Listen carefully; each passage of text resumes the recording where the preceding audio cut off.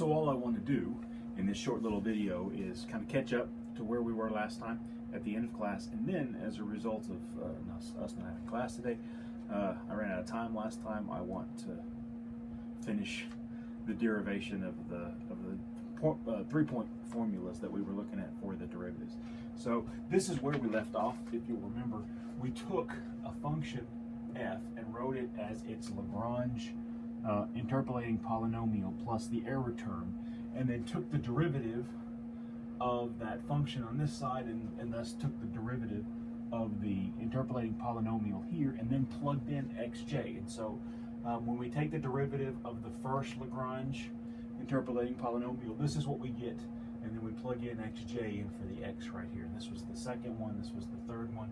And so what you have is f at x naught, and then 2xj minus x1 minus x2 over this denominator, and then these two terms very similar looking to that. And then this is what the error term turns out to be, because once we plug in xj, the extra error term that showed up whenever we had to do the product rule on the last term, very messy. There was even a third derivative involved.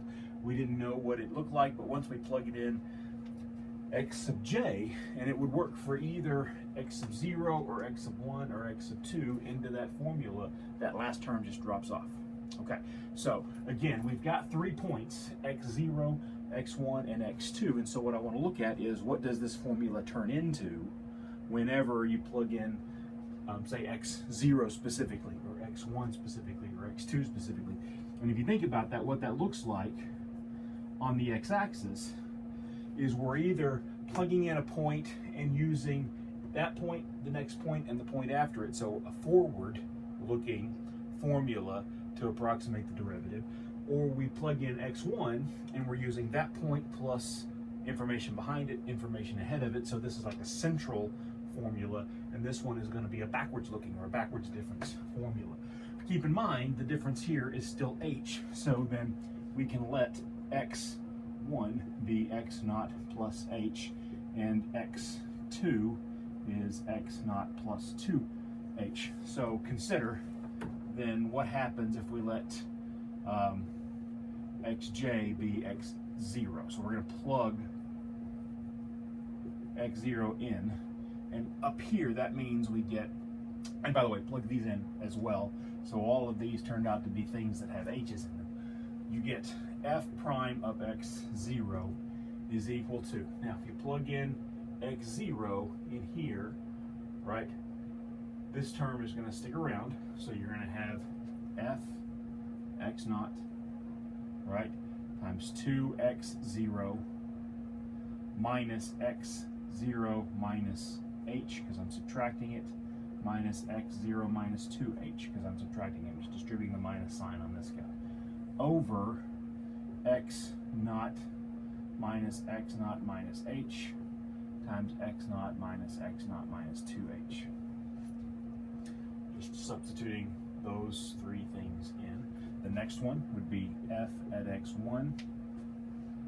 You have a 2x naught minus x naught minus x naught minus 2h divided by x naught plus h minus x naught, because x1 is x naught plus h, times x1, which is x naught plus h minus x naught minus 2h, plus 2, oh, and don't forget the f of x2 here, so 2x naught minus x naught minus x naught minus h divided by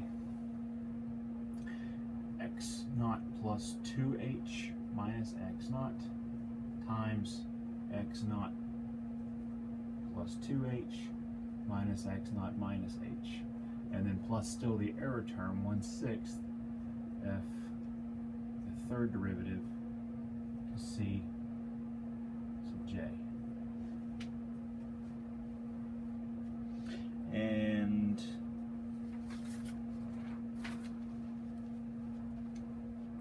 I'm leaving off something because I left something up here. This was times x minus x naught, x minus x1, x minus x 2 with a j plugged in on each of those. Right? No.